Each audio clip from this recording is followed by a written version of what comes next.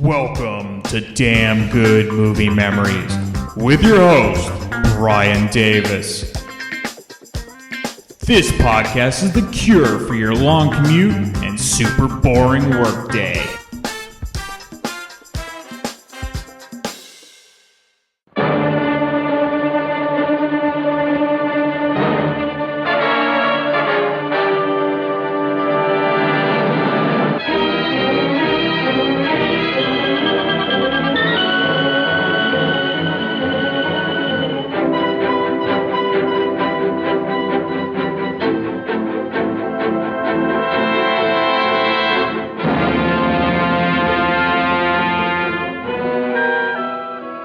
Speaking. I'm talking from the bedroom of Norma Desmond. Don't bother with a rewrite, man. Take this direct. Ready? As day breaks over the murder house. Yes, you'll read the big black headlines about Norma Desmond and this Hollywood scandal. But you'll never read the true story about the rest of us who were part of it. Me, for instance, Joe Gillis, a promising young writer from Dayton, Ohio. And Betty, that nice kid I met at a Hollywood party, who knew nothing about me, but knew what she wanted. Don't you love Artie? Of course I love him. I always will. I'm just not in love with him anymore. What happened? You did? Well, we should have lived happily ever after, like they do in the movies. But this was different, because this is a Hollywood story about the people who make the movies. The little ones that you never hear of, like Betty and me. The great ones like Cecil B. DeMille. All those who knew Norma Desmond, a strange woman who left her mark on all of us who crossed her path. Has it ever occurred to you that I may have a life of my own, that there may be some girl that I'm crazy about? Who? Some car hop or a dress extra? What I'm trying to say is that I'm all wrong for you. You want a Valentino, somebody with polo ponies, a big shot. What you're trying to say is you don't want me to love you. Say it. Say it.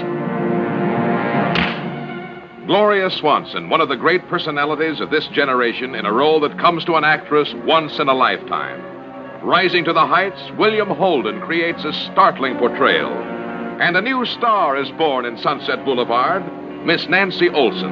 Joe? Where are you? What's this all about? Why don't you come out and see for yourself? The address is 10,086 Sunset Boulevard. Yes, come out to see for yourself the film that reaches a new milestone of dramatic daring. The film that every critic says is a giant among motion pictures.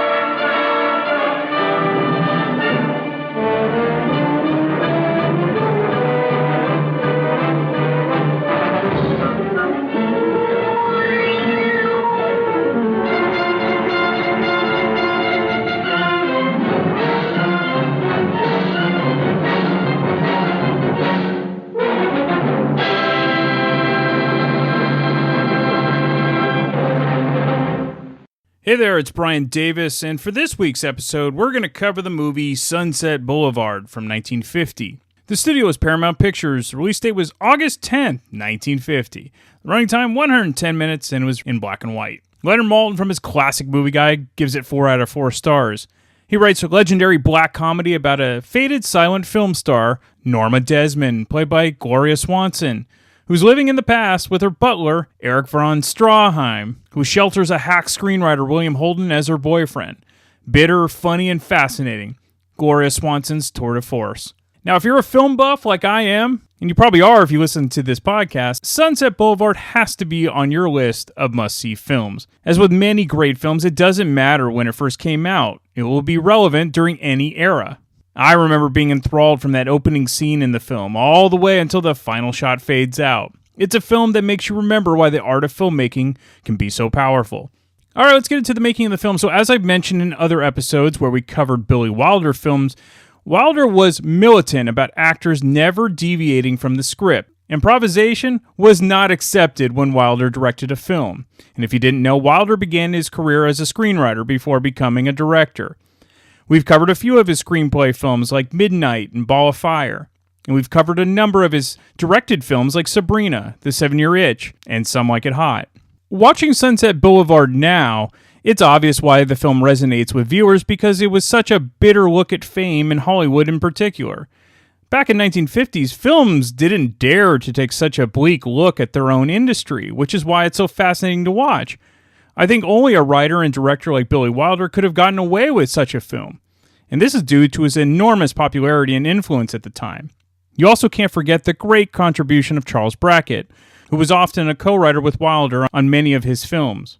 Brackett is the co-writer and producer for Sunset Boulevard. This would be their last collaboration together. There's a famous story where famed producer Louis B. Mayer, who also founded MGM, became incensed after watching an early screening of Sunset Boulevard, and became especially angry at Billy Wilder. Mayer felt Wilder betrayed his colleagues by airing their dirty laundry for all to see. Of course, Wilder wasn't fazed by this at all, and history proves Wilder was right in his creative vision. Wilder was said to have simply said to Mayer after his public outburst, "Go fuck yourself." Sunset Boulevard has a brilliant script, but without Gloria Swanson in the co-lead with William Holden, the film wouldn't be a classic. However, she was not the first choice to play the famous Norma Desmond role. Wilder's first choice was Mae West. And this made sense, because West was frankly a bigger name from the past compared to Swanson. But West committed a major faux pas. She wanted to rewrite all the dialogue in the script, and as I already mentioned, that was not going to happen in a Billy Wilder film. Actress Pola Negri was considered, but Wilder felt her Polish accent was too heavy to be believable for the role. Wilder visited Mary Pickford, who was a huge star during the silent film era at Paramount, but she owned all of her film negatives and refused to let those be used in the film.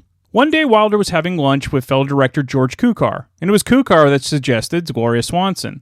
We all have to thank Cukor for this suggestion because the role was absolutely perfect for Swanson.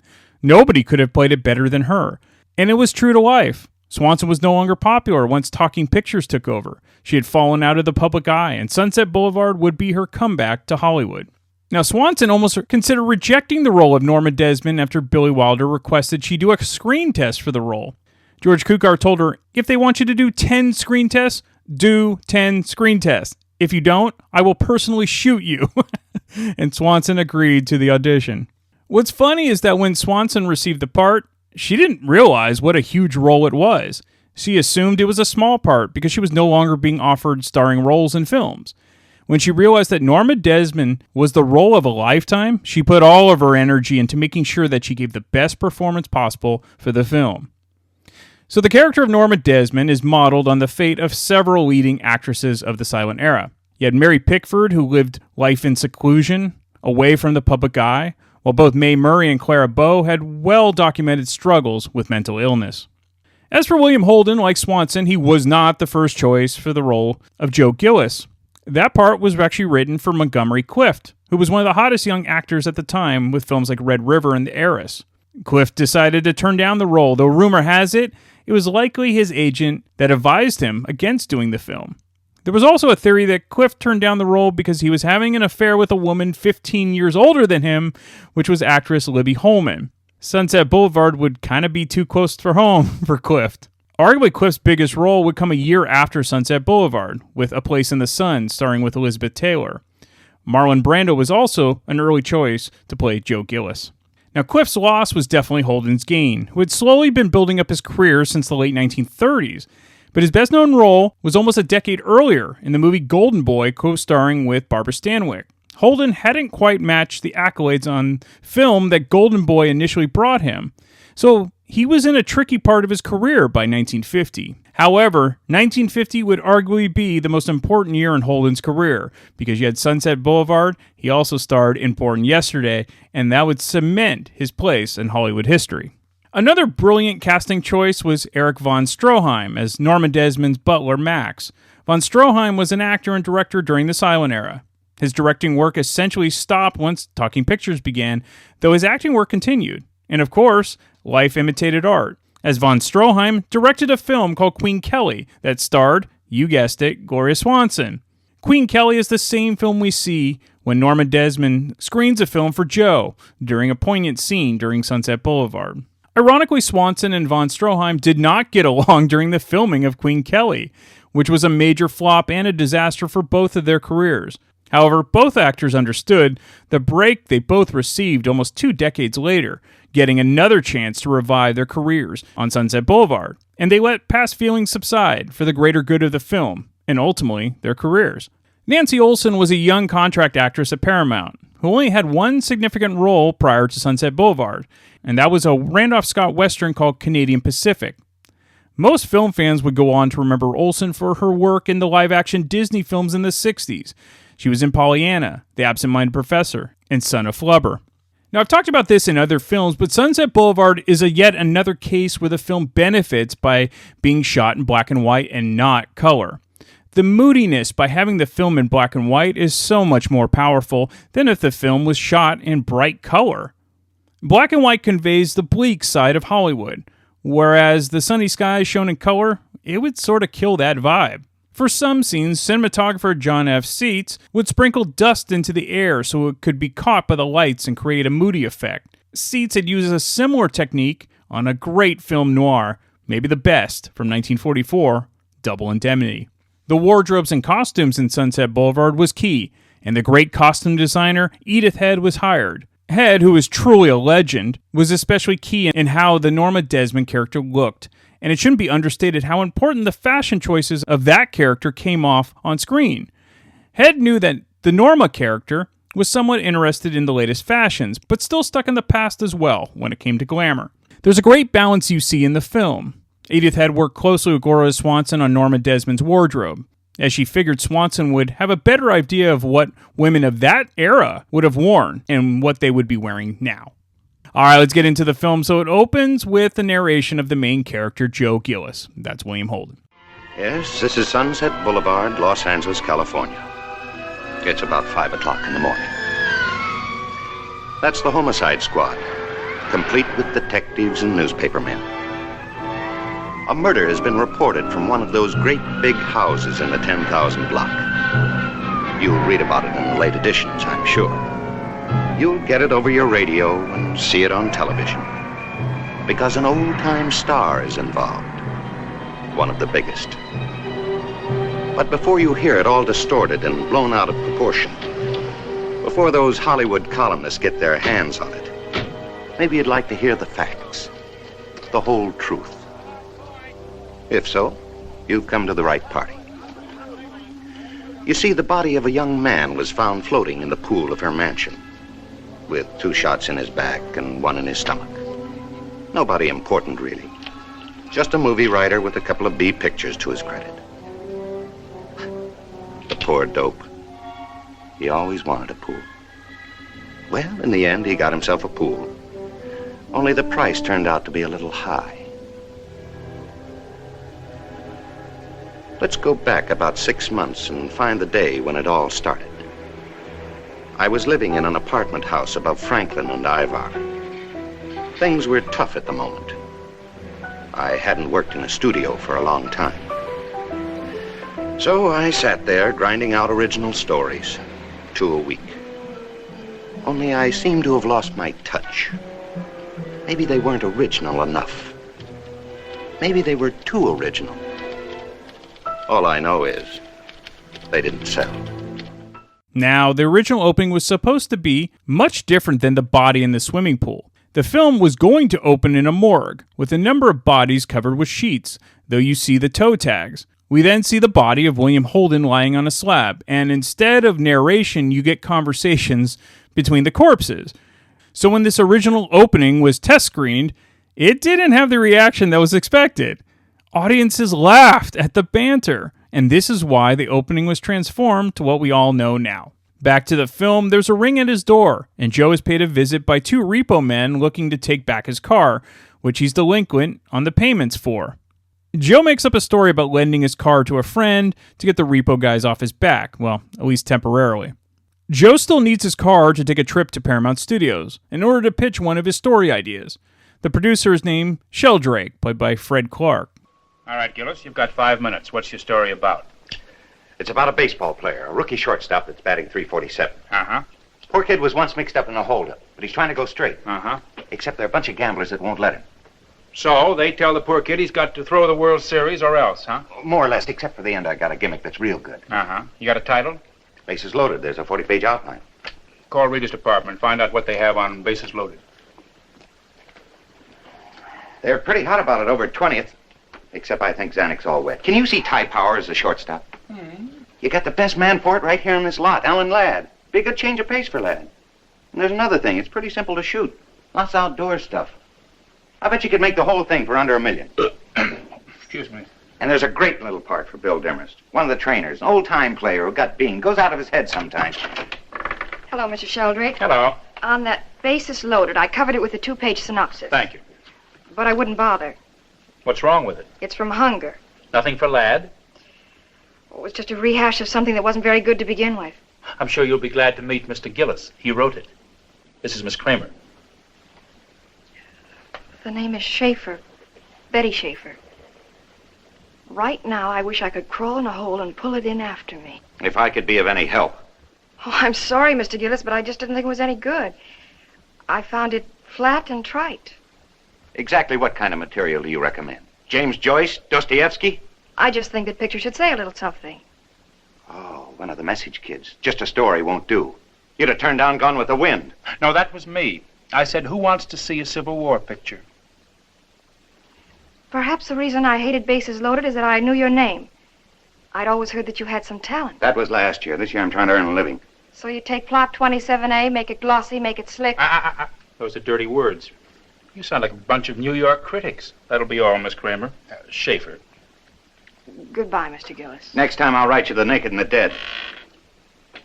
Well, seems like Zanuck has got himself a baseball picture. Mr. Sheldrake, I don't want you to think I thought this was going to win any Academy Award. Of course, we're always looking for a Betty Hutton. Do you see it as a Betty Hutton? Frankly, no. Now, wait a minute. If we made it a girls' softball team, put in a few numbers, might make a cute musical. It happened in the bullpen. Story of a woman. Are you trying to be funny? Because I'm all out of laughs. I'm over a barrel. I need a job. I haven't got a thing. Any kind of an assignment. Additional dialogue. There's nothing. Honest. Look, Mr. Sheldrake, could you let me have $300 yourself as a personal loan? Could I? Gillis. Last year, somebody talked me into buying a ranch in the valley. So I borrowed the money from the bank to pay for the ranch. This year, I had to mortgage the ranch so I could keep up my life insurance, so I could borrow on my insurance, so I could pay my... After that, I drove down to headquarters. That's the way a lot of us think about Schwab's drugstore. Kind of a combination office, coffee klatch, and waiting room. Waiting. Waiting for the gravy train. I got myself 10 nickels and started sending out a general SOS. Couldn't get hold of my agent, naturally. So then I called a pal of mine, Artie Green. An awful nice guy, an assistant director. He could let me have 20, but 20 wouldn't do. Then I talked to a couple of yes men at Metro. To me, they said no. Finally, I located that agent of mine, the big faker. Was he out digging up a job for poor Joe Gillis? Huh. He was hard at work in Bel Air, making with the golf sticks. So you need $300. Of course I could give you $300, only I'm not going to. No? Gillis, get this through your head. I'm not just your agent. It's not the 10%. I'm your friend. You are. Don't you know the finest things in the world have been written on an empty stomach? Once a talent like yours gets into that Macombo-Romanoff rut, you're through. Forget Romanoffs. It's a car I'm talking about. If I lose my car, it's like having my legs cut off. Greatest thing that could happen to you. Now you'll have to sit behind the typewriter. Now you'll have to write. What do you think I've been doing? I need $300. Sweetheart, maybe what you need is another agent.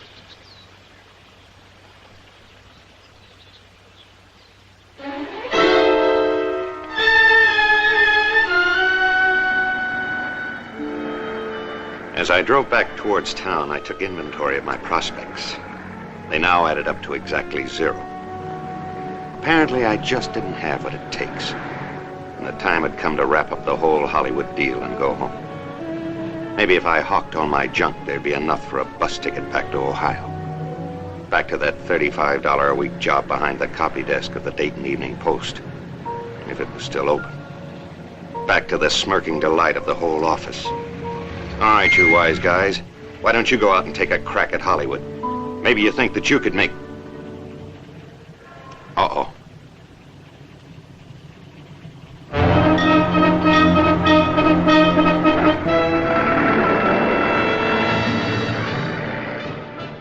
So while driving down Sunset Boulevard, Joe noticed the two repo men behind him in their car. Unfortunately, they noticed Joe too.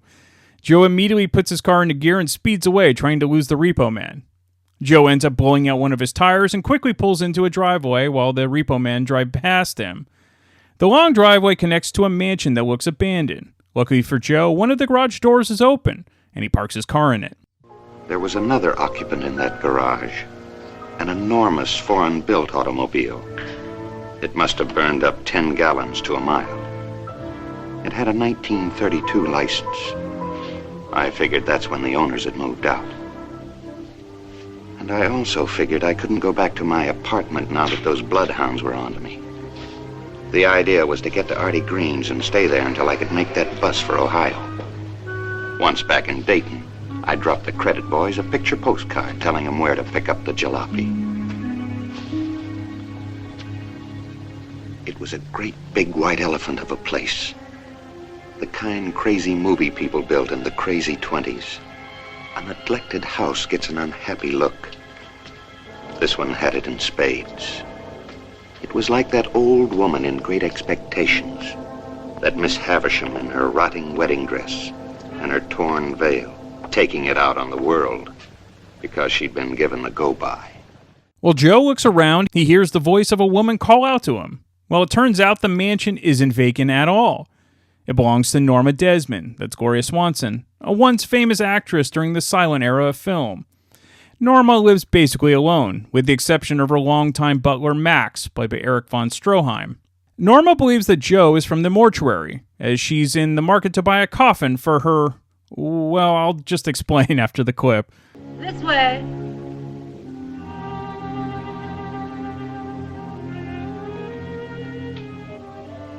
In here. I put him on my massage table in front of the fire. He always liked fires and poking at them with a stick.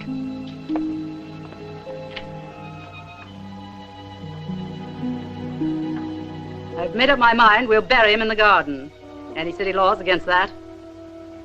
I wouldn't know. I don't care anyway. I want the coffin to be white, and I want it specially lined with satin. White. Or deep pink. Maybe red. Bright, flaming red. Let's make it gay.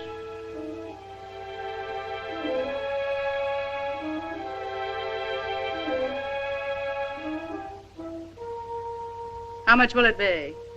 I warn you, don't give me a fancy price just because I'm rich. Lady, you got the wrong man. I had some trouble with my car, flat tire. I pulled into your garage until I could get a spare. I thought this was an empty house. It is not. Get out. I'm sorry. I'm sorry you lost your friend. And I don't think red is the right color. Wait a minute, haven't I seen you before? I know your face. Get out, or shall I call my servant? You're Norma Desmond. Used to be in silent pictures, used to be big. I am big. It's the pictures that got small. Uh-huh. I knew there was something wrong. They're dead. They're finished. There was a time in this business when they had the eyes of the whole wide world. But that wasn't good enough for them. Oh, no. They had to have the ears of the world, too. So they opened their big mouths, and out came talk. Talk, talk. That's where the popcorn business comes in. You buy yourself a bag and plug up your ears. Look at them in the front offices. The masterminds. They took the idols and smashed them. The Fairbankses, the Gilberts, the Valentinos. And who have we got now? Some nobodies. Don't blame me. I'm not an executive, just a writer. You are. Writing words, words, more words. Well, you've made a rope of words and strangled this business. But there's a microphone right there to catch the last gurgles. And Technicolor to photograph the red swollen tongue. You wake up the monkey. Get out! Max! Next time I'll bring my autograph album along. Or maybe a hunk of cement and ask for your footprint.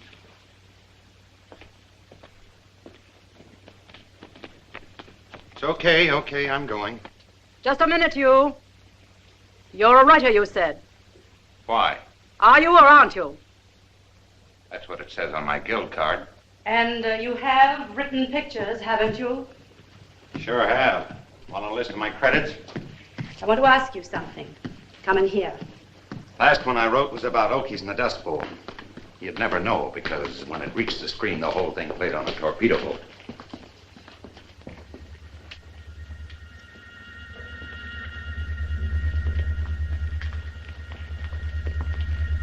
Intimate, isn't it?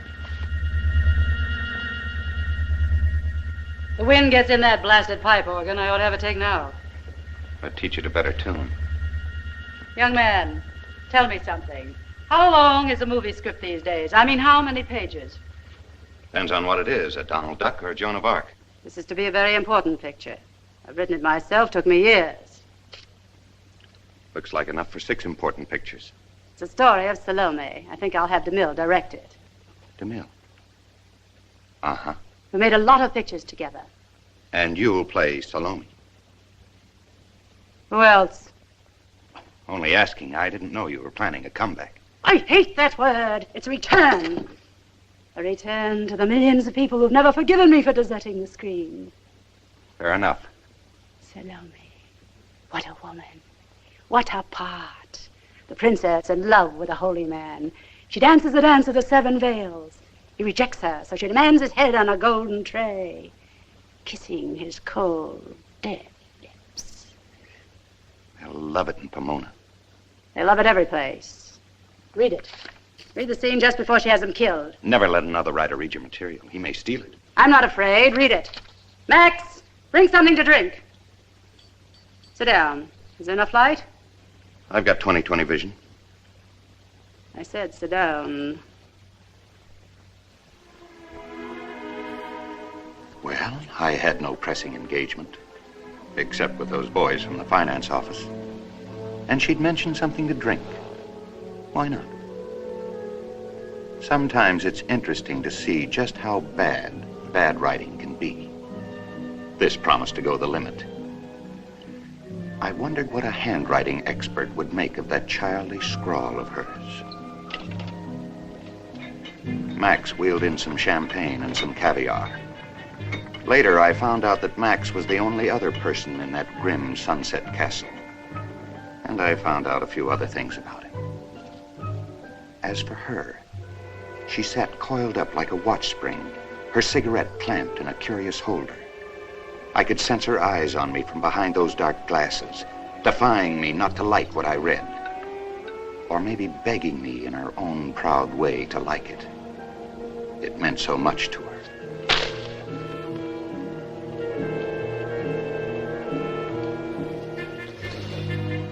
It sure was a cozy setup. That bundle of raw nerves, and Max, and a dead monkey upstairs, and the wind wheezing through that organ once in a while.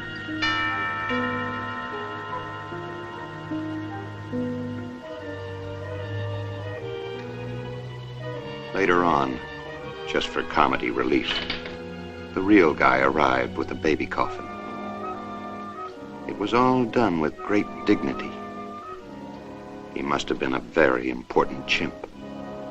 The great-grandson of King Kong, maybe. It got to be 11. I was feeling a little sick at my stomach, what with that sweet champagne and that tripe I'd been reading. That silly hodgepodge of melodramatic plots. However, by then, I'd started concocting a little plot of my own. Well? This is fascinating. Of course it is. Maybe it's a little long, and maybe there's some repetitions, but you're not a professional writer. I wrote that with my heart. Sure you did. That's what makes it great. What it needs is, maybe a little more dialogue. What for? It's anything I want with my eyes. Well, it certainly could use a pair of shears and a blue pencil. I will not have it butchered. Of course not. But it ought to be organized. Just an editing job. You can find somebody. Who? I'd have to have somebody I could trust. When were you born? I mean, what sign of the zodiac? I don't know. What month? December 21st. Sagittarius. I like Sagittarians. You can trust them. Thank you. I want you to do this work. Me? I'm busy. I just finished a script and I'm doing another assignment. I don't care. You know, I'm pretty expensive. I get $500 a week. I wouldn't worry about money. I'll make it worth your while. Maybe I'd better take the rest of the script home and read it. Oh, no, I couldn't let it out of my house. You'll have to finish it here. Well, it's getting kind of late. Are you married, Mr. Name is Gillis, single. Where do you live? Hollywood, Alto Nido Apartments. There's something wrong with your car, you said. There sure is. Why shouldn't you stay here? Look, I'll come back early tomorrow. Nonsense. There's a room over the garage. Max will take you there. Max! And just like that, Joe's financial prospects have significantly improved, knowing he could milk Norma out of some cash while he attempts to fix her script. And long before Michael Jackson had a pet chimp named Bubbles, well, there was Norma Desmond. Yes, the coffin was for her monkey or chimp, and you don't see much of him. And as you've already heard, the dialogue in the film is top-notch. It has a biting wit and a few lines for the history books like, "I am big, it's the pictures that got small," which is one of the most famous quotes in film history. When the crew members asked Billy Wilder how he was going to shoot the burial of Norma's monkey, which is, of course, one of the film's most bizarre scenes, he just said, you know, the usual monkey funeral sequence. So look, the monkey scene is memorable for obvious reasons, mostly due to being so strange for the time, but it also showed the outrageous lifestyle of someone with way too much fame and wealth. During the mid-1990s, both Billy Wilder and Nancy Reagan were at a party, which was for the opening of one of the productions of an Andrew Lloyd Webber musical based on the film. And an older woman approached Wilder with a question about what the chimp scene meant. Wilder decided to be typically outrageous and gave the answer, which was probably to shock the former First Lady, was, "Don't you understand? Norma was fucking the monkey before Joe Gillis came along." Nancy Reagan looked like she was about to pass out. Billy Wilder sounded like a lot of fun, if you're on his good side, I guess.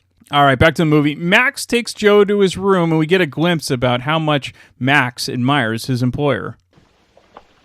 Say, she's quite a character, that Norma Desmond. She was the greatest of them all. You wouldn't know. You're too young. In 1 week, she received 17,000 fan letters. Men bribed the hairdresser to get a lock of her hair. There was a Maharaja who came all the way from India to beg one of her silk stockings. Later, he strangled himself with it. Well, I sure turned into an interesting driveway. You did, sir. Good night, sir.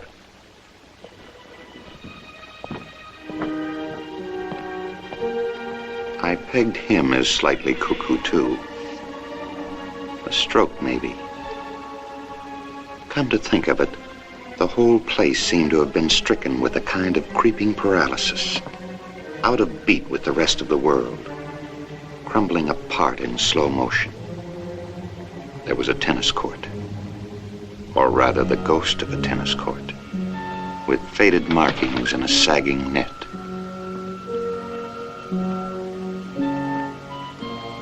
And of course she had a pool. Who didn't then? Mabel Norman and John Gilbert must have swum in it 10,000 midnights ago. And Vilma Banky and Rod LaRock. It was empty now. Or was it?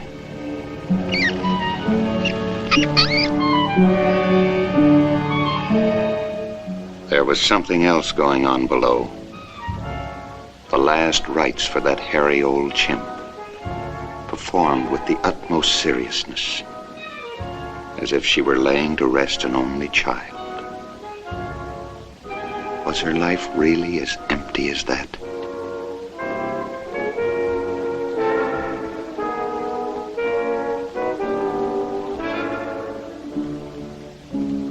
It was all very queer, but queerer things were yet to come. Joe wakes up the next morning to find all of his belongings piled neatly in his room. Joe is less than pleased with the assumption that he's accepted a long-term job. Max, whatever your name is, what are my things doing here? I'm talking to you. My clothes and things are up in the room. Naturally. I brought them myself. Is that so? Why, what's the matter? Is there anything missing? Who said you could? Who asked you to? I did. I don't know why you should be so upset. Stop that playing, Max. It seemed like a good idea if we are to work together. Look, I'm supposed to fix up your script. There's nothing in the deal about my staying here. You like it here. Thanks for the invitation. I've got my own apartment. You can't work in an apartment where you owe 3 months' rent. I'll take care of that. It's all taken care of. It's all paid for. Okay, we'll deduct it from my salary. Now, don't let's be small about such matters. We won't keep books. Max, unpack Mr. Gillis's things. It is done, madame. Well, pack him up again. I didn't say I was staying. Suppose you make up your mind. Do you want this job or don't you? Yes, I wanted the job. I wanted the dough, and I wanted to get out of there as quickly as I could. I thought if I really got going, I could finish it up in a couple of weeks. But it wasn't so simple getting some coherence into those wild hallucinations of hers. And what made it even tougher was that she was around all the time, hovering over me, afraid I'd do injury to that precious brainchild of hers.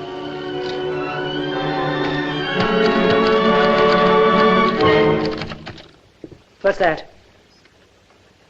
Just a scene I threw out. Which scene? The one where you go to the slave market. It's better to cut directly to John the Baptist. Cut away from me. Well, honestly, it's a little too much of you. They don't want you in every scene. They don't? Then why do they still write me fan letters every day? Why do they beg me for my photographs? Why? Because they want to see me, Norma Desmond. Put it back. Okay.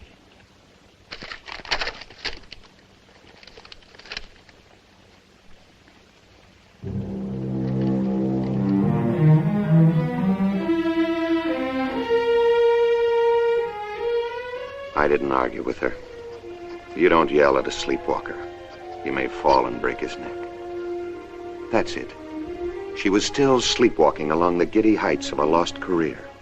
Plain crazy when it came to that one subject, her celluloid self, the great Norma Desmond.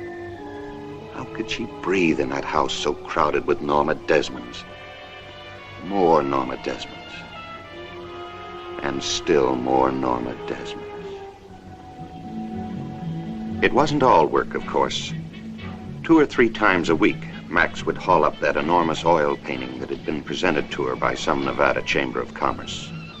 And we'd see a movie, right in her living room. So much nicer than going out, she'd say.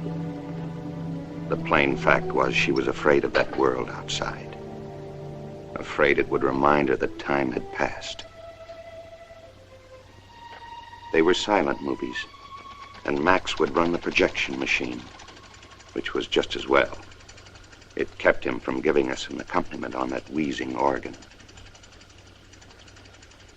She'd sit very close to me, and she'd smell of tube roses, which is not my favorite perfume, not by a long shot. Sometimes, as we watched, she'd clutch my arm or my hand, forgetting she was my employer, just becoming a fan, excited about that actress up there on the screen. I guess I don't have to tell you who the star was. They were always her pictures. That's all she wanted to see. Norma reminisces about how great Hollywood used to be, in her own delusional way. Still wonderful, isn't it? And no dialogue. We didn't need dialogue. We had faces. There just aren't any faces like that anymore. Maybe one, Garbo. Those idiot producers. Those imbeciles. Haven't they got any eyes? Have they forgotten what a star looks like? I'll show them. I'll be up there again, so help me.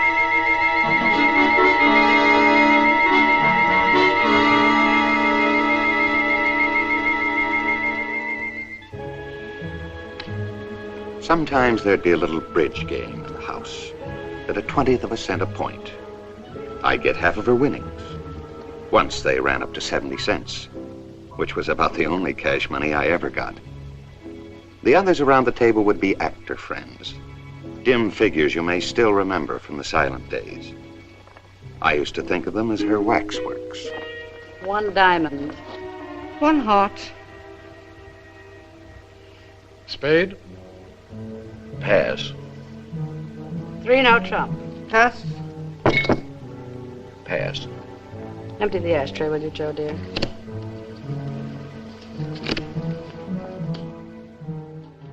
So those so-called waxworks were played by silent era greats Buster Keaton, Anna Q. Nilsson, and H.B. Warner.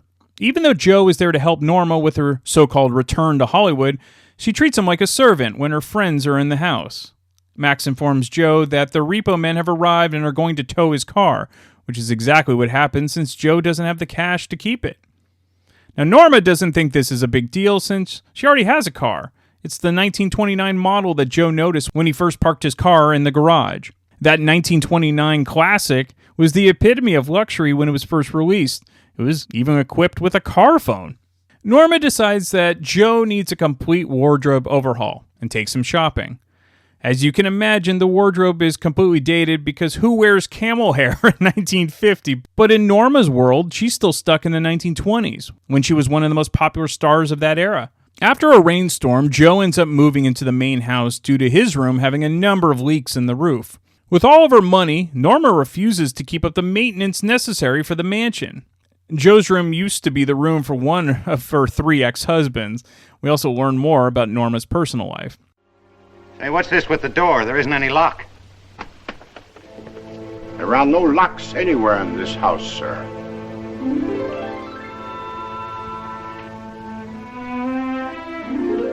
How come? There must be a reason. The doctor suggested it. What doctor? Madame's doctor. Madame has moments of melancholy. There have been some attempts at suicide. Oh. We have to be very careful. No sleeping pills, no razor blades. We shut off the gas in Madame's bedroom. Why, her career? She got enough out of it. She's not forgotten. She still gets those fan letters. I wouldn't look too closely at the postmarks. You sent them. Is that it, Max? I better press your evening clothes, sir. Mr. Gillis has not forgotten Madame's New Year's party? No, I haven't. I suppose all the waxworks are coming. I wouldn't know, sir. Madame made the arrangements. For the New Year's party, Joe dresses in his new tuxedo that Norma bought him. Joe expects to see a number of Norma's old friends in attendance. However, things don't go as he planned. Norma insists on dancing with Joe, and he discovers what we, as the audience, already know about Norma. It's 10:15. What time are they supposed to get here? Who? The other guests. There are no other guests. We don't want to share this night with other people. This is for you and me. Oh? Hold me tighter. Okay. Come midnight, how about blindfolding the orchestra and smashing champagne glasses over Max's head? You think this is all very funny? A little.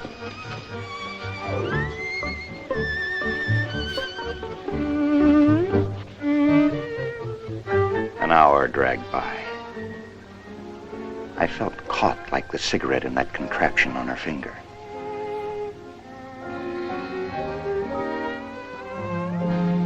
What a wonderful next year it's going to be. What fun we'll have. I'll fill the pool for you. Or I'll open my house in Malibu and you can have the whole ocean. And when our picture's finished, I'll buy you a boat and we'll sail to Hawaii. Stop it. You're not going to buy me anything more. Don't be silly. Here. I was going to give it to you at midnight. Norma, I can't take it. You bought me enough. Shut up. I'm rich. I'm richer than all this new Hollywood trash. I've got $1 million. Keep it. Own 3 blocks downtown. I've got oil and Bakersfield. Pumping. What's it for but to buy us anything we want? Cut out that us business. What's the matter with you? What right do you have to take me for granted? What, right? You want me to tell you? Has it ever occurred to you that I may have a life of my own, that there may be some girl that I'm crazy about? Who? Some car hop or dress extra? What I'm trying to say is that I'm all wrong for you. You want a Valentino, somebody with polo ponies, a big shot. What you're trying to say is you don't want me to love you. Say it. Say it. After slapping Joe, Norma storms out of the ballroom and to her bedroom. Max and the musicians act like nothing happened at all, like this is perfectly normal. Joe decides to leave for the night and be around people his own age. He hails for a ride and arrives at a party hosted by his friend Artie, played by Jack Webb. Of course, he played Sergeant Friday from Dragnet. Also at the party is a woman that Artie is seeing named Betty. That's Nancy Olson. Betty is the same woman that critiqued Joe's script that he pitched at Paramount earlier in the film. Hey, you forgot this. Thanks. I've been hoping to run into you. What for, to recover that knife you stuck in my back? No, I felt a little guilty, so I got out some of your old stories. Why, you sweet kid. There's one called Window, something with the window. Dark Windows, how'd you like it? Oh, I didn't. Thank you. Except for about 6 pages. You've got a flashback there. Is there someplace we can talk? How about the Rainbow Room? Hey, Joe. I said you could have my couch. I didn't say you could have my girl. Oh, this is shop talk. Now, if I got you correctly, there's a short stretch of my fiction which you found worthy of notice. The flashback scene in the courtroom when she tells about being a school teacher. I had a teacher like that once. Well, maybe that's why it's good. It's true, it's moving. Now, why don't you use Who that wants character? true? Who wants movie? Drop that attitude. Here's something really worthwhile. Want me to start right away? Maybe there's some paper around. I'm serious. I've got a few ideas. And I got a few ideas of my own. One of them being this is New Year's Eve. How about living it up a little? As for instance? Well, we could make some paper boats and have a regatta. Or we could turn on the shower, full blast. how about capturing the kitchen and barricading the door? Are you hungry?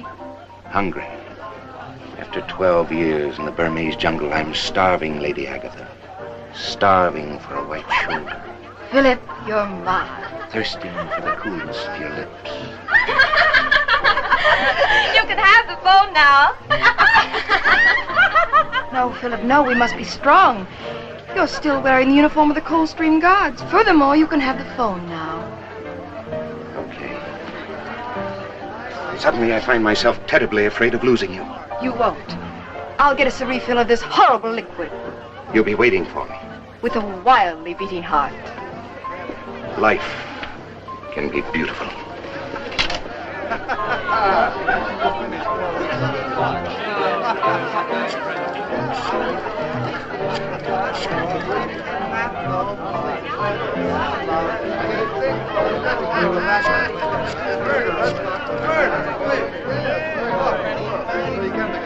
Hello, Max. This is Mr. Gillis. I want you to do me a favor. I'm sorry, Mr. Gillis. I cannot talk now. Yes, you can. I want you to get my old suitcase and put in all my old clothes, the ones I came with, and my typewriter. I'll have somebody pick them up. I have no time to do anything now. The doctor is here. What doctor? What's going on? Madame got the razor from your room and she cut her wrists. What? Max! Max! As Max alluded to earlier in the film when talking to Joe in the bedroom, Norma has bouts of depression and has attempted suicide multiple times in the past. It seems that she's had another attempt after her blow-up with Joe earlier in that evening. So what does that mean for Joe?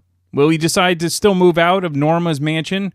Or will he feel guilty enough to stay and continue to work on a script that we know and he knows is terrible? Is he going to do it so he can just simply live off her wealth? And also, what's the deal with Max and his constant loyalty towards Norma? Well, that's all answered in the final hour of the film. In addition, you also get a brilliant scene at the Paramount lot, where you get an appearance from legendary director Cecil B. DeMille himself. As you've already heard, the dialogue in Sunset Boulevard is some of the finest in film history. Both Holden and Swanson play their parts to perfection, and the film is often touted as one of the greatest of all time. If you still have not seen this classic, do yourself a favor and see it. You absolutely will not be disappointed. It's just as relevant today as it was when it was first released, It's the price of fame and what happens to those when it fades. And then it covers the dark side of those that want fame and what they're willing to do to get it. All right, some fun facts. 1950 was an amazing year for film in general, which is why Sunset Boulevard didn't win more Oscars, though it was nominated for almost all of the major categories. But it did win Best Story and Screenplay, Best Art Direction Black and White, and Best Score. But it lost Best Picture to All About Eve. Billy Wilder lost Best Director to Joseph Mankiewicz for All About Eve.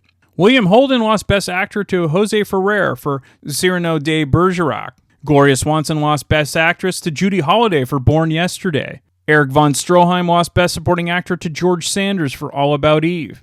Nancy Olson lost Best Supporting Actress to Josephine Hull for Harvey. Best Cinematography Black and White, well, that lost to The Third Man.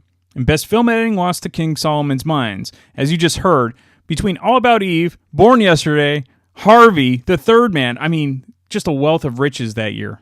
Bette Davis believed that she and Gloria Swanson's performance in their 1950 films canceled each other out for the Best Actress award, which then gave the opportunity for Judy Holliday to pull off the surprise victory for Born Yesterday for that award. I mentioned some of the great films from 1950 already, but here's also what I left out. There was the original Father of the Bride, The Asphalt Jungle, and Disney's animated classic Cinderella. The mansion used in the film was not actually on Sunset Boulevard. It was actually near Wilshire Boulevard. It was owned by the ex-wife of J. Paul Getty. When Gloria Swanson finished Norma's final scene, during that mad staircase descent, she burst into tears and the crew applauded. Even though it wasn't the last scene filmed, Billy Wilder threw a party for her as soon as the shot was finished. According to Gloria Swanson's daughter Michelle, her mother stayed in character throughout the entire shoot, even speaking like Norma Desmond when she arrived home in the evening after filming. On the last day of shooting, Swanson drove back to the house she, her mother, and daughter shared during production, announcing there were only 3 of us in it now, meaning that Norma Desmond had taken her leave. For the first industry screening, Paramount executives invited several silent film stars. At the end, they stood and cheered for Gloria Swanson's return. To publicize the film, Paramount sent Gloria Swanson on a cross-country tour, paying her $1,000 a week for her services. However, ultimately, Gloria Swanson's career was not revitalized by Sunset Boulevard. She was disappointed to see that all the parts she was offered subsequently were watered-down versions of course, Norma Desmond. Ultimately, she decided to retire completely from films, making only sporadic appearances, most notably in Airport 1975. As a practical joke, during the scene where William Holden and Nancy Olson kiss for the first time, Billy Wilder let them carry on for minutes without yelling cut. He had already gotten the shot he needed on the first take. Eventually, it wasn't Wilder who shouted, "Cut!" It was Holden's wife, who happened to be on set that day. Ooh. So the name Norma Desmond was a combination of silent film star Norma Talmadge and silent movie director William Desmond Taylor, whose still unsolved murder is one of the greatest scandals of Hollywood history. On the morning of February 1st, 1922, Taylor, who had been romantically involved with Talmadge, was shot and killed in his Hollywood bungalow. His killer was never identified. Paramount was more than happy to be subject of the film and didn't ask for the studio to be disguised. In fact, such was the buzz about the film during production that the viewing of the dailies became one of the hottest tickets on the lot. According to Cameron Crowe, who shadowed Billy Wilder in his later years, a typical day in his office would consist of Wilder answering numerous phone calls from people requesting to remake this film, and he would inform them that he didn't own the rights, and then promptly hang up. Cecil B. DeMille agreed to do his cameo for a $10,000 fee and a brand new Cadillac. When Billy Wilder went back to him later to secure a close-up, DeMille charged him another $10,000. Shrewd. DeMille had a pet name for Gloria Swanson, Young Fellow. He said it was because she was braver than any man. Charles Brackett and Billy Wilder retained the term of endearment for the scene in which DeMille greets Norma Desmond at the door of the soundstage. Billy Wilder wanted Hedy Lamarr to appear in a cameo in the scene where Norma and Joe visit Cecil B. DeMille at Paramount. DeMille was actually directing Lamarr at the time in Samson and Delilah, and this would have been no problem. However, DeMille insisted that Lamarr be paid $25,000 for this privilege, so the idea was quickly dropped. Erich von Stroheim could not drive in real life. For the scenes in which he drove, the car was towed by another car. When he drove Norma to Paramount Pictures at the studio gates, the car was pulled with a rope by off-camera grips. But despite that, von Stroheim still managed to hit the gates. because he had no coordination, said Billy Wilder. And because I always try to offer a radio adaptation when they're available, I do have a version from 1951 performed by the Lux Radio Theater starring both William Holden and Gloria Swanson reprising their roles. So let's listen to that now, and then I'll be back next week to talk about yet another random movie from my DVD collection. Lux presents Hollywood.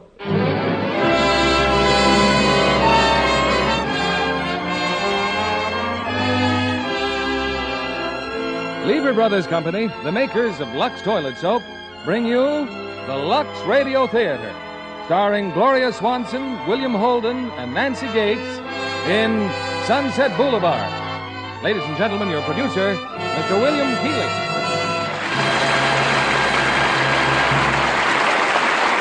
Greetings from Hollywood, ladies and gentlemen. Sunset Boulevard, a busy thoroughfare in the heart of Hollywood, is far more typical of the motion picture capital than even Hollywood and Vine Streets. Here you will find the site of the first motion picture studio, the swank offices of the actors' agents, the night spots.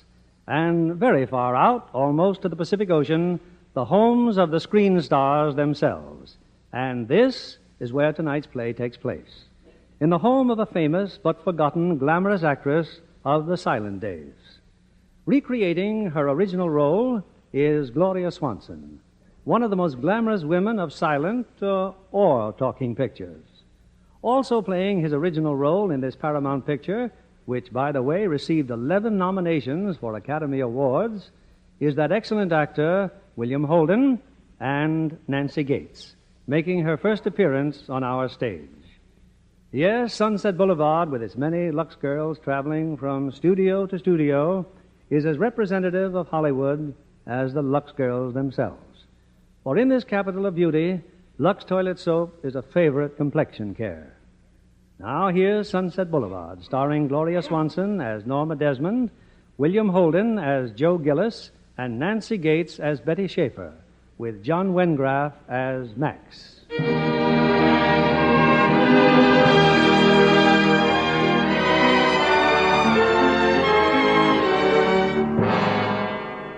20 minutes ago, a murder was committed on Sunset Boulevard, at one of those great big mansions between Hollywood and the beach.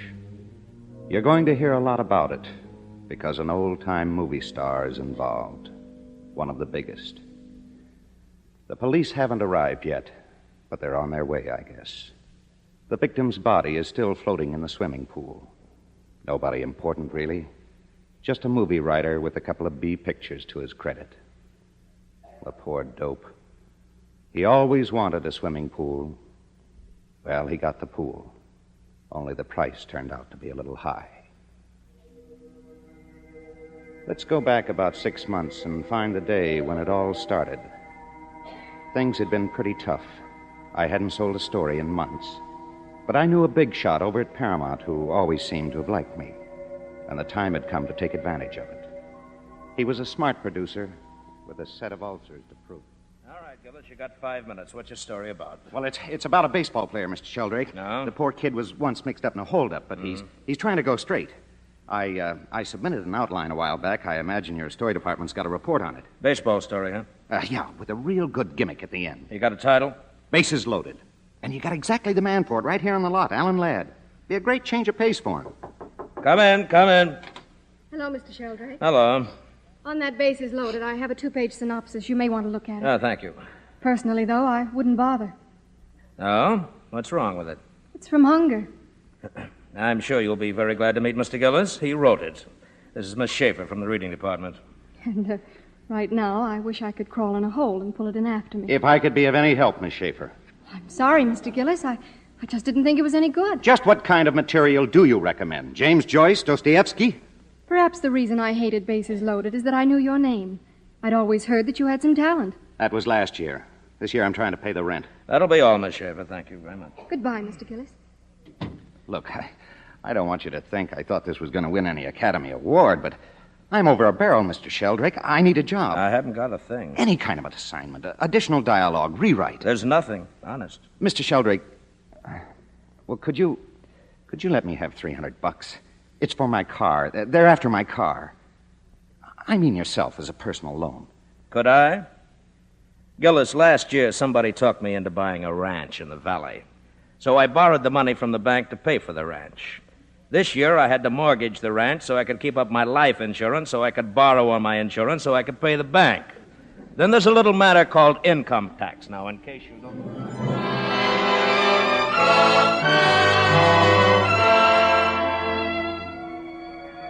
Well, that was that. I drove out of the parking lot. No place in particular. Just driving and trying to think things out. The time had come to wrap up the whole Hollywood deal and somehow get back to Ohio. I stopped for a traffic light. Behind me in the mirror, I saw a very familiar car. 2 gentlemen from the Friendly Finance Company. I jumped the light and stepped on the gas. I was on Sunset Boulevard now, heading toward the beach. Suddenly, a tire blew out. There wasn't time to think twice. I turned off the road into a private driveway.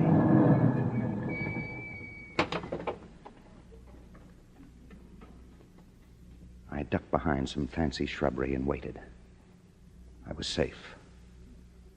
The house was a great big white elephant of a place. The kind crazy movie people built in the crazy 20s. A neglected house gets an unhappy look. This one had it in spades. Dismal and damp-looking, all grown over with some devouring sort of ivy. I started wondering how anyone could ever... You there. Why are you so late? Oh, I beg your pardon, but I'm, In here. Come in. I just left my car in the driveway. I had a blowout. I thought maybe Go inside. Have him come up, Max. Wipe your feet. Go on. You're not properly dressed for the occasion. What occasion? Go up the stairs. Now, suppose you listen to me for just Madame a minute. is waiting. For me? Okay. If you need any help, call me. So I went up the staircase. It led to a huge bedroom. On a table, covered with a Spanish shawl, was a monkey. A dead monkey. I guess I just stood there staring. You should have been here hours ago. I put him there because he always liked to be near the fire. Well, I've made up my mind that he'll be buried in the garden. Any city laws against that? I wouldn't know. I don't care anyway. I want the coffin to be white. I want it specially lined with satin. White. Or maybe deep pink. Now, I warn you, don't quote me a fancy price just because I'm rich. Look, you've got the wrong man, lady. I had some trouble with my car. I thought this place was empty. It is not. Get out. I'm sorry. Hey, excuse me. But haven't I seen you before? Get out. You're Norma Desmond. You used to be in silent pictures. You used to be big. I am big. It's the pictures that got small. Yeah, I knew there was something wrong with them. They're dead. They're finished. There was a time when they had the eyes of the whole wide world, but that wasn't good enough for them. Oh, no. They had to have the ears of the world, too. So they opened their big mouths, and out came talk. Talk. Yeah, well, that's where the popcorn business comes in. You buy yourself a bag and plug up your ears. Look at them in the front offices, the masterminds. They took the idols and smashed them. The Fairbankses, the Gilberts, the Valentinos. And who have you got now? Some nobodies. Well, don't blame me. I'm not a producer, just a writer. You are. Writing words. Words. More words. Well, you've made a rope of words and strangled this business. You wake up the monkey. Get out. Max! Okay, I'm going. Just a minute, you. A writer, you said. Well? Are you or aren't you? Oh, sure. The last story I sold was about Okies in the Dust Bowl, but you'd never know because when it reached the screen, the whole thing played on a torpedo boat. I happen to have written a script myself. It's the story of Salome. I think I'll have DeMille direct it. And you'll play Salome? Who else? Only asking. I didn't know you were planning a comeback. I hate that word. It's a return. A return to the millions of people who have never forgiven me for deserting the screen. Fair enough. Salome. What a woman. What a part. The princess in love with a holy man. He rejects her, so she demands his head on a golden tray, kissing his cold, dead lips. They'll love it in Pomona. They love it every place. Read it. Read my manuscript. Read the scene just before she has him killed. Now, look, never let another writer read your material, Miss Desmond. He may steal it. I'm not afraid. Max! Yes, madame? The young man is staying for a while. Get some champagne. So I started to read. Sometimes it's interesting just to see how bad writing can be. This promised to go the limit. She sat in front of me, coiled up like a watch spring, defying me not to like what I read, or maybe begging me in her own proud way to like it. It meant so much to her. It was sure a cozy setup. That bundle of raw nerves, and Max, and the dead monkey. Later on, just for comedy relief, the real guy arrived with the little coffin. It was all done with great dignity. He must have been a very important chimp. It got to be evening. I was feeling a little sick at my stomach, what with the champagne and that tripe I'd been reading. By then, however, I'd started making up a little plot of my own. Well, you're not going to stop reading. This is fascinating. Of course it is. All it needs is maybe a little more dialogue. What for? I can say anything I want with my eyes. Well, it certainly could use a little editing. I will not have it butchered. Oh, of course not. Just a touch here and there. You can find somebody. Oh, I'd have to have somebody I could trust. When were you born? I mean, what sign of the zodiac? I don't know. What month? What date? Oh, December 21st. Sagittarius. I like Sagittarians. You can trust them. Thank you. I want you to do this work. Me? Oh, no, I'm busy. I've got a job. I don't care. And I'm pretty expensive. I get $500 a week. I wouldn't worry about money. I'll make it worth your while. Well, maybe I'd better take it home and look it over there. Oh, no. I won't let it out of my house. You'll have to work here. Well, it's getting kind of late. Are you married, Mr.? The name is Gillis, single. Where do you live? Hollywood, Alto Nido Apartments. There's something wrong with your car, you said. There sure is. Why shouldn't you stay here? Look, I'll come back tomorrow. Nonsense. There's a room over the garage. Max will take you there. Max? Max, come here.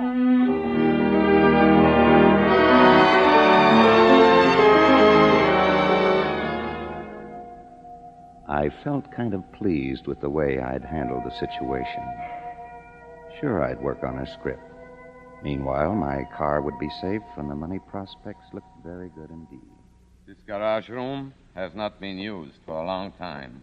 I guess it's okay for one night. She's quite a character, isn't she? She was the greatest of them all. You wouldn't know. You're too young. In 1 week, she received 17,000 fan letters. Yeah.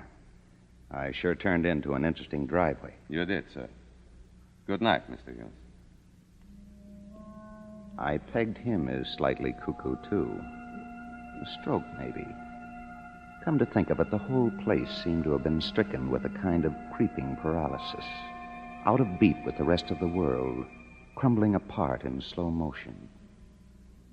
When I woke up the next morning, all my belongings were there. Suitcases, books, even my typewriter. I threw on some clothes and ran over to the house. Of course, your things are there. I brought them myself. Is that so? Well, who said you could? Who asked you to? I did. It seemed like a good idea if we are to work together. Well, there's nothing in the deal about my staying here. You'll like it here. Besides, you can't work in an apartment where you owe 3 months' rent. I'll take care of that. It's all taken care of. Max, unpack Mr. Gillis's things. That's been done, madame. Well, pack them up again. I didn't say I was staying. Then suppose you make up your mind. Do you want this job or not? Yes, I wanted the job. I wanted the dough. But it wasn't so simple getting some coherence into those wild hallucinations she called a script. And what made it even tougher was that she was around all the time, hovering over me, afraid I'd do some injury to that precious brainchild. Oh, just a scene I threw out. What scene? Well, the one where you go to the slave market. It's better to cut directly to John the Baptist. Cut away from me. Well, honestly, they don't want to see you in every scene. Don't they? Then why do they write me fan letters every day? Why do they beg me for my photographs? Why? Because they want to see me, Norma Desmond. Okay. Put those pages back there where they belong. So I put them back. You don't yell at a sleepwalker. He may fall and break his neck. That was it. She was still sleepwalking along the giddy heights of a lost career, plain crazy when it came to that one subject, her celluloid self, the great Norma Desmond. It wasn't all work, of course. Sometimes there'd be little bridge games at the house, friends of hers, actors, dim figures you might still remember from silent pictures. I used to think of them as her waxworks, fragile and old. They'd come and they'd go, quietly like ghosts. They never spoke to me. I don't believe they even asked her who I was. On other nights, Max would operate a motion picture machine. We'd see a movie right in her living room, a silent movie. I guess I don't have to tell you who the star was. They were always her pictures. That's all she wanted to see. Still wonderful, isn't it? And no dialogue. We didn't need dialogue. We had faces. Oh, those idiot producers. Those imbeciles. Haven't they got any eyes? Have they forgotten what a star looks like? I'll show them. I'll be up there again, so help me. One morning, Max came in with bad news for me. The men from the finance company had paid us a visit. They'd found my car and towed it away. Don't be ridiculous, Joe. They took your car. It's not a matter of life and death. Well, it is to me. That's why I took this job. Now you're being silly. We don't need two cars. We have a car, and not one of those cheap new things made of chromium and spit. Nisada Fischini. Have you ever heard of a Nisada Fischini? All handmade. Cost me $28,000. So Max got the old bus down off its blocks and polished it up again. It was upholstered in leopard skin and had one of those car phones, gold-plated. That's a dreadful shirt you're wearing, Joe. Yeah?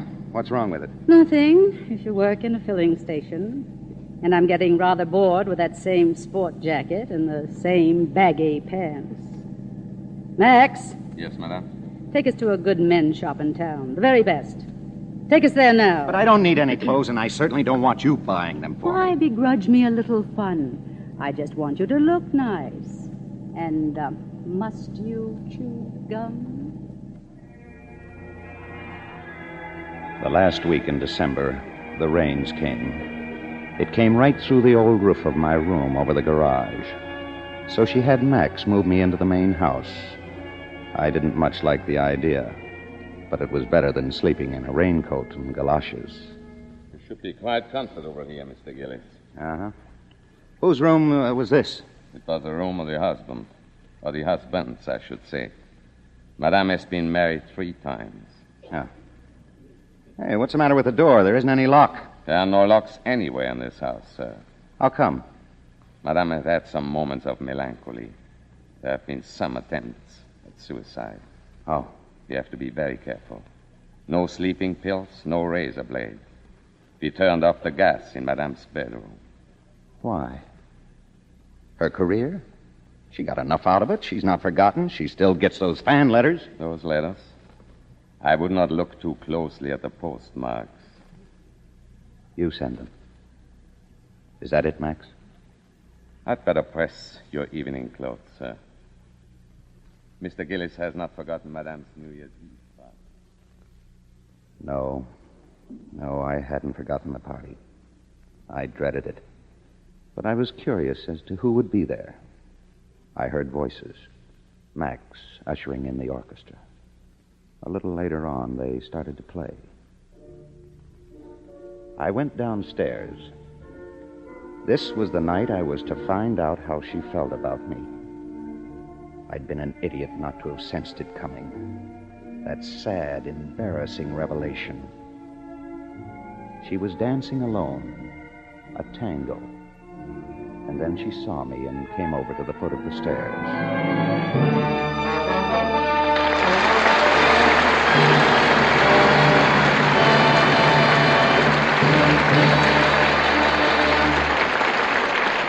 In just a moment, we'll return with Act 2 of Sunset Boulevard.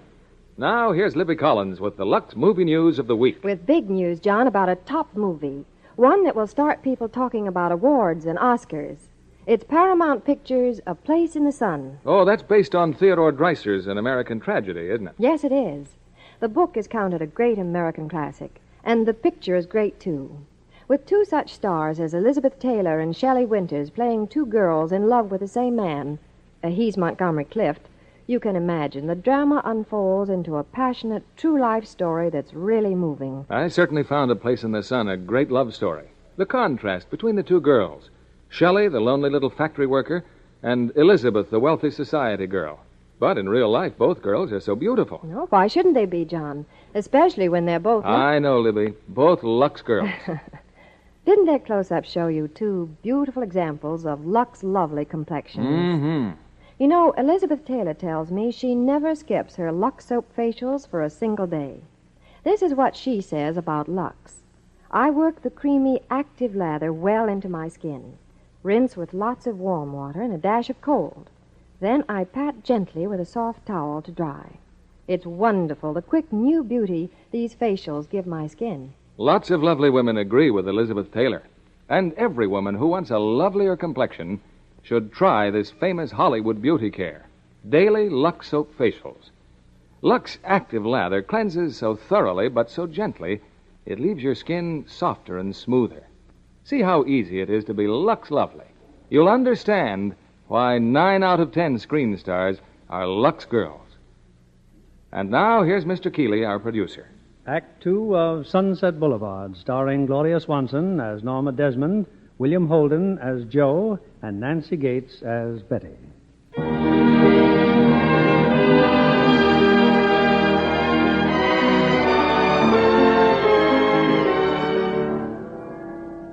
If there had been any hope of ducking that New Year's Eve party, believe me, I wouldn't have been there.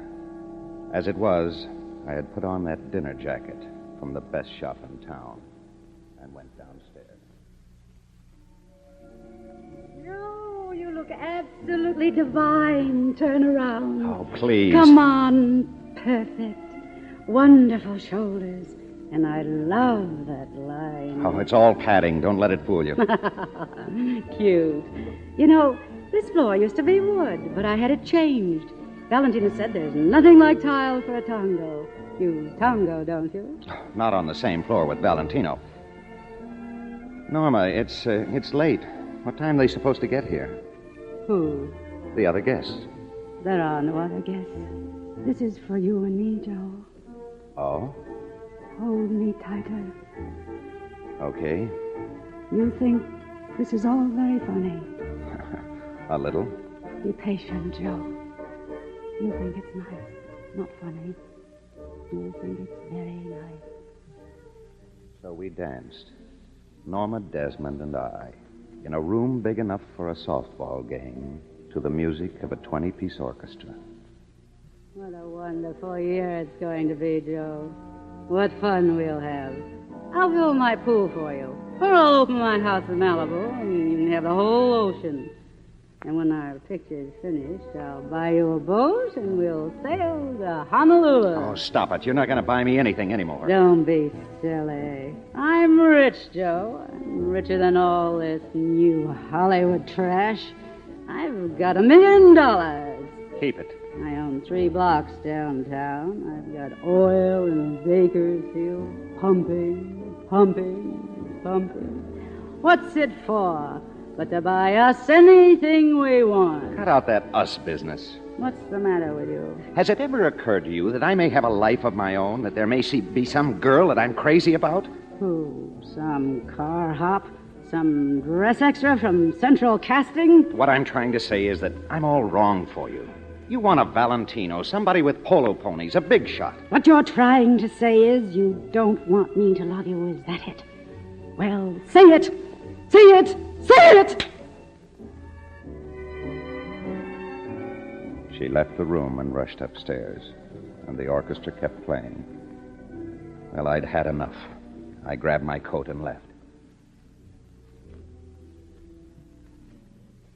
I thought about a friend of mine, Artie Green, an assistant director. There was bound to be a New Year's shindig going on in his apartment. I walked down to the Boulevard and hitched a ride into town. Well, what do you know? Joe Gillis. Hi, Artie. Where you been? I dropped by your place a couple of weeks ago and the landlady... Well, I moved out to a deep freeze. Oh. Look, I'll give you a full report later. Meantime, could I stick around here for a while? Oh, this'll go on all night. No, I mean, could you put me up for a week or so? Oh, sure, Joe, sure. Just stand by, kid. I'll get you a drink. Hello, Mr. Gillis. Oh, hello. Betty Schaefer, remember? Sheldrake's office. Oh, yes. I've been hoping I'd run into you, Mr. Gillis. What for? To recover that knife you stuck in my back? Well, I did feel a little guilty. So I got out some of your old stories. Why, you sweet kid. Please, I would like to talk to you. Come on, let's go in the kitchen. I didn't pay much attention to what Betty was trying to tell me. Too much noise, too many people having a good time. But suddenly I knew I was feeling good again, and that she was part of that feeling. I told her to wait for me. I'd be right back. I had to make a phone call. I'm sorry, Mr. Gillis, but I cannot talk to you now. Yes, you can. Now, look, Max, I want you to get out my old suitcase and pack all of my old... I have no time to do anything now. The doctor is here. Doctor? What's going on? Madame got the razor from your room, and she cut her wrist. Max. Max, hello, Max. Hey, Joe, where you going? What did you do to him, honey? Scare him or something? Who is he talking to, Artie? Why would he leave like that? I don't know. How do you like that guy?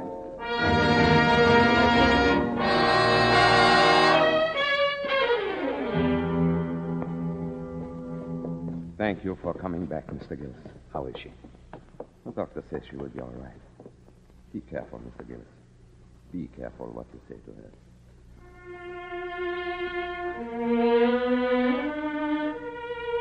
Norma? Go away. Don't look at me. Go away and let me alone. What kind of a silly thing was that to do? To fall in love with you. That was the idiotic thing. It sure would have made attractive headlines.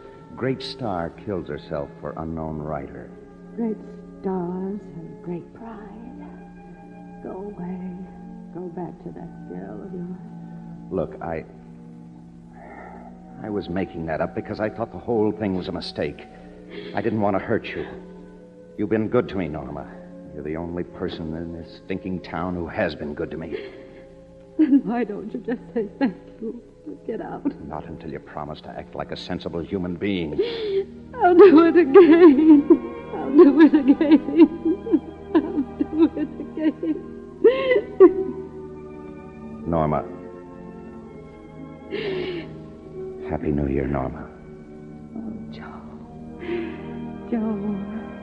Happy New Year,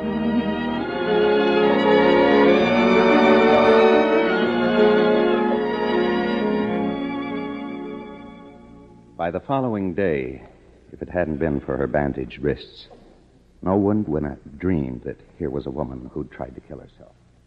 Immediately, Max, immediately. Take the script over to Paramount, and be sure you deliver it to Mr. DeMille in person. Very good, madam. You're really going to send it to DeMille? Well, this is the day. This is the day, Joe. Look, here's the chart from my astrologer. She's read DeMille's horoscope. She's read mine. Did she read the script? Norma, scripts don't sell on astrologers' charts. But, darling, I'm not just selling the script. I'm selling me. DeMille always said I was his greatest star. When did he say it, Norma? Well, all right, it was quite a few years ago. But the point is, I never looked better in my life.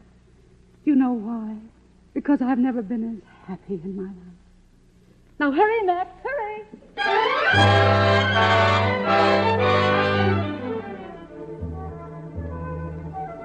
It's for you, madame. The telephone. Paramount is calling. Now, do you believe me, Joe? Paramount is calling. I told you DeMille would jump at my story. It's not Mr. DeMille in person, madame. Someone by the name of Gordon Cole. He says it is very important. Certainly it's important. The very idea of having some assistant call me. Say that I'm busy and hang up. Very good, madame. How do you like that? We made 12 pictures together. His greatest successes. Maybe he's busy. Maybe he's shooting. I know that trick. He's trying to belittle me. He's trying to get my price down. I've waited 20 years for this call. Now DeMille can wait until I'm dead. About 3 days later, she was good and ready. Incredible as it may seem, there had been more of those urgent calls from Paramount. So she put on a half a pound of makeup, fixed it up with a veil, and set forth to see DeMille in person. Joe, are you sure you don't want to see Mr. DeMille with me, dear? No, I'll wait outside. It's your script, Norma. It's your show. Good luck. Thank you, darling. Max, what are we waiting for? The gate, madame. Hold that noise, will you, please? To see Mr. DeMille. Open the gate. Mr. DeMille is shooting. Have you got an appointment? No appointment necessary. I am bringing Norma Desmond. Norma Desmond. Jonesy! It is you, Jonesy. Why, Miss Desmond. Oh, how have you been, Miss Desmond? Just tell that officer to open the gate. Sure, Miss Desmond. Okay, Mac, open it up. Yeah, they can't drive on the lot without a pass. Miss Desmond can. Open it up. Where's Mr. DeMille shooting, Jonesy? Stage 18, Miss Desmond. Thank you, Jonesy. And teach your young friend some manners. Tell him without me he wouldn't have any job. Because without me there wouldn't be any Paramount studio. Max, stage 18.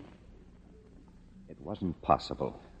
How could a man of DeMille's intelligence see even a glimmer of hope in a script as bad as the one she'd sent him?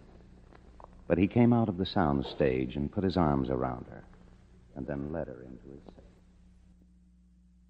You saw them, Mr. Gillis? The extras, the electricians. They fall all over each other just to get a look at her. You see that row of officers? That used to be Madame's dressing room. The whole row. I didn't leave much for Wallace Reed.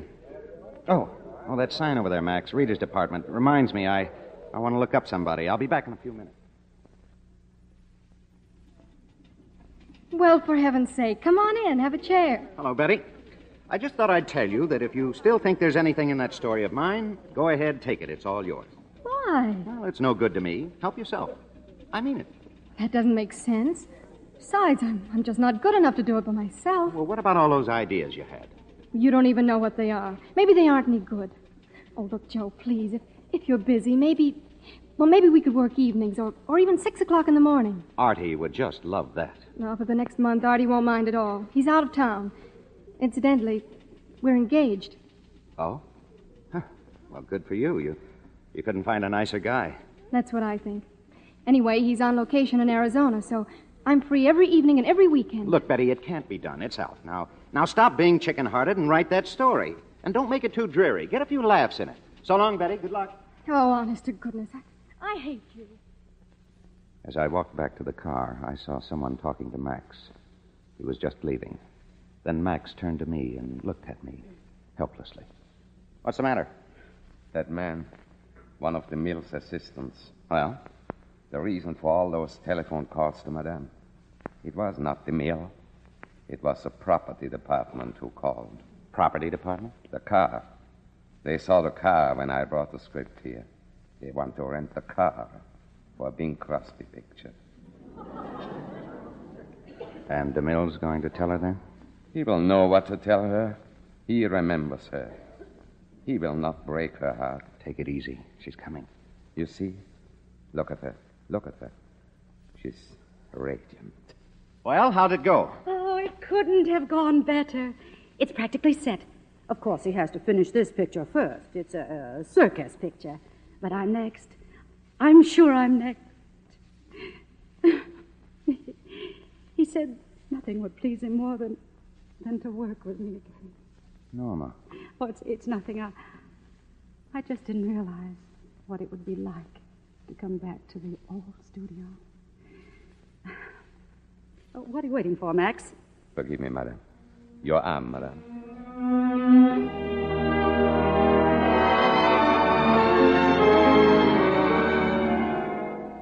After that, an army of beauty experts invaded the house. She went through a merciless series of treatments, like an athlete training for the Olympic Games. She went to bed every night at 9. She was absolutely determined to be ready. Ready for those cameras that would never turn. Joe, darling, are you there? Yes, Norma. Oh, don't turn around. Keep your eyes on the book. I just came down to say goodnight. I don't want you to see me. I'm not very attractive at the moment. All right, good You night. know, I've lost £1.50 since Tuesday. Good. You going to read all night? Oh, for a while. You went out last night, didn't you, Joe? I went for a walk. No, you didn't. You took the car. It's all right. It's just that I don't want to be left alone. Not while I'm under this terrible strain. All I ask is for you to be a little patient and a little kind. Norma, I haven't done anything Of course you haven't. I wouldn't let you. Good night, darling. Yes, she was right. I was playing hooky every night. That story of mine that Betty Schaefer had dug up kept going through my head like a locomotive. I'd phoned her. We'd started working on it, just the two of us in her office. Nights when the studio was deserted. And sometimes when we got stuck, we'd walk around the lot, just wandering down alleys between the sound stages or through the sets they were getting ready for the next day's shooting. It was on one of those walks that Betty first told me about her nose. So naturally, my family expected me to become a great star. Anyway, the studio made a test, but they didn't like my nose. It slanted a little. Oh, they're crazy. Oh, no, they're not. So I went to a doctor and had it fixed. Then they gave me another test. This time they were crazy about my nose, but they didn't like my acting. That's the saddest thing I ever heard. Oh, not at all. It really taught me a little sense. So I got a job in the mailroom, then stenographic, and now I'm a reader. 3 cheers for Betty Schaefer. I will now kiss her nose. If you please. May I say that you smell real special? Must be my new shampoo. No. No, that's not shampoo. It's more like freshly laundered linen handkerchiefs. And may I suggest that if we're ever to finish our story, you stay at least 2 feet away from me at all times. Now let's walk back to your office.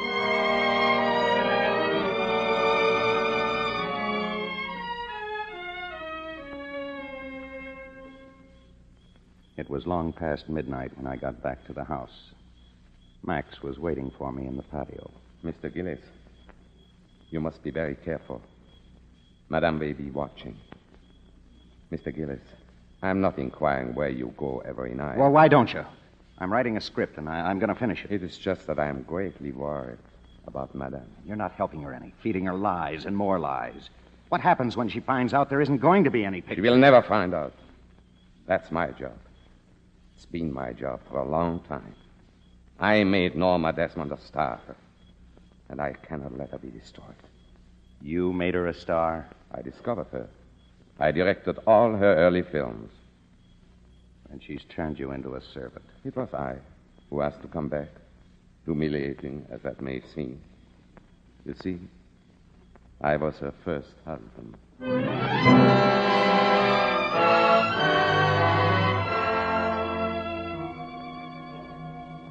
The following night, as usual, I was in Betty's office. Betty was strangely quiet. It wasn't like her. Something had happened. Sorry, Joe. I don't want to talk about it. Is it about me? What have you heard? No. It's Artie. He sent me a telegram. Oh? Anything wrong? He wants me to come on to Arizona, Joe. He said it only cost $2 to get married there. Why don't you? Well, stop crying, will you? You're getting married. That's what you wanted. I don't want it now. Why not? Don't you love Artie? Of course I love him. I always will. I'm not in love with him anymore, that's all. What happened? You did?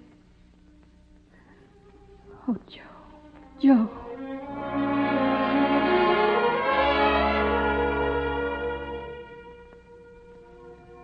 She'd been a fool not to sense there was something phony in my setup. And I'd been a heel not to have told her. But you just can't say those things to somebody you're crazy about. Maybe I'd never have to. Maybe I could get away with it. Get away from Norma. Maybe I could wipe the whole nasty mess right out of my life. As soon as I got back to that peculiar prison of mine, I went to Norma's room. The door was closed, but I could hear her talking. It's so late, Miss Schaefer, that I really feel it's my duty. Never mind who I am. You do know, Mr. Gillis. Exactly how much do you know about him? Do you know where he lives? Do you know how he lives? Miss Schaefer, I'm trying to spare you a great deal of misery. Very well, then. Ask him. Ask him. Give me that phone. No, Joe, no. Give it to me. That's right, Betty. Ask me. Or better yet, why don't you come out and see for yourself? The address is 10,086 Sunset Boulevard. Don't hate me, Joe. Don't hate me. I found a script in your room. Your name was on it. Your name and hers. I called her up because I need you. I need you as I never needed you before. Oh, look at me. Look at my hands. Look at my face. Look under my eyes. How can I go back to my work if I'm wasting away under this torment? You don't know what I've been through these last weeks. I bought myself a revolver. I did. I stood in front of that mirror, but I couldn't make myself do it. Don't just stand there hating me. Shoot at me, strike me, but don't hate me. Oh, Joe. What are you going to do? What are you going to do? What are you going to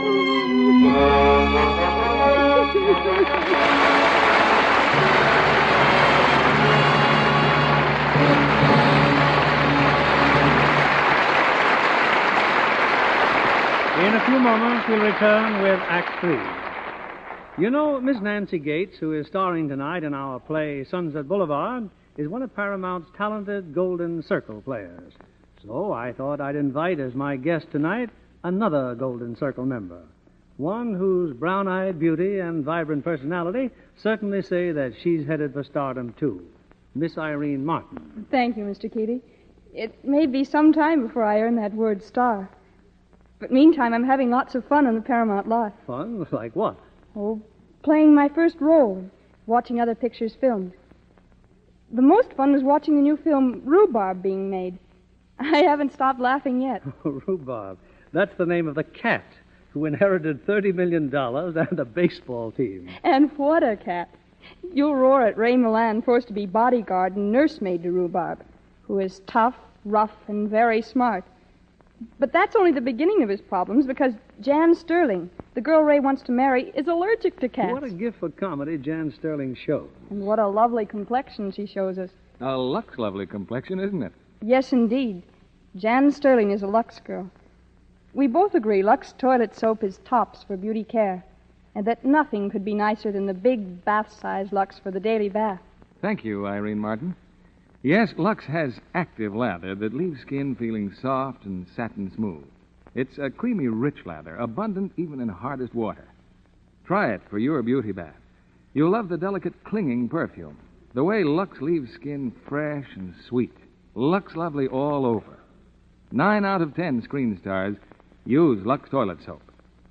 We pause now for station identification. This is the CBS Radio Network.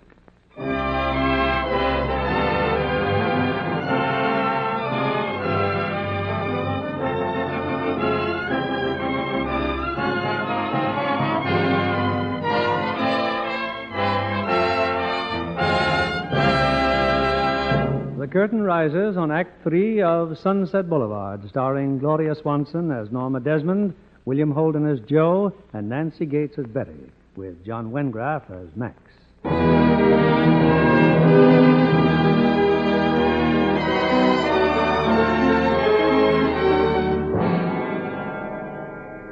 What was I going to do? Over and over, she kept repeating those words, sobbing, hysterical. I left the room and went out of doors. I kept walking around. And then I saw some headlights and a car turned into the driveway. Betty had come. Joe, what is it? What's wrong? I didn't know what to do, so I jumped in the car. Come on in. Come on in the house, Betty. I don't know why I'm scared, Joe. Is it something awful? Take a look around, Betty. Ever been in one of these old Hollywood palazzos? They built them like this when they were making $18,000 a week and no taxes. You live here, Joe? You bet. Whose house is it? Whose? Well, there are 100 photographs of her in that one room. If you don't remember the face, you must have heard the name. Norma Desmond? Why did she call me? Did you ever see so much junk? She had the ceiling brought all the way over from Portugal. And look at this. Joe, what about Norma Desmond? That's what I'm trying to tell you. This is an enormous place. It's lonely here. So she got herself a companion. Very simple setup. An older woman who's well-to-do. A younger man who's not doing too well. Can you figure it out yourself?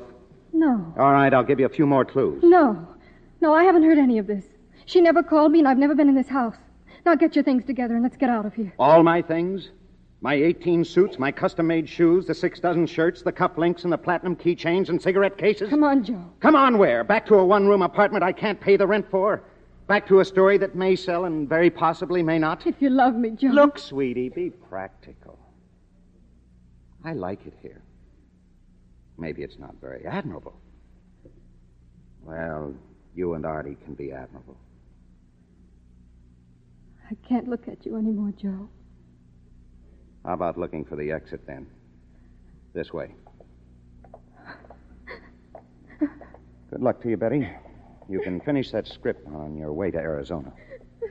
And when you and Artie get back, if the two of you ever feel like taking a swim, there's a pool out there. Italian marble and soft-colored lights. Thank you, darling. Thank you, Joe. Get out of my way. I'm leaving, Norma. Joe. Joe, no. You can't leave me. You can't. I said I'm leaving. No, you're not. Thanks for letting me wear the handsome wardrobe, and thanks for the use of all the trinkets. The jewelry's all in the top drawer. It's yours, Joe. I gave it to you. And I'd take it in a second. Only it's a little too dressy for Dayton, Ohio. What I gave you is nothing.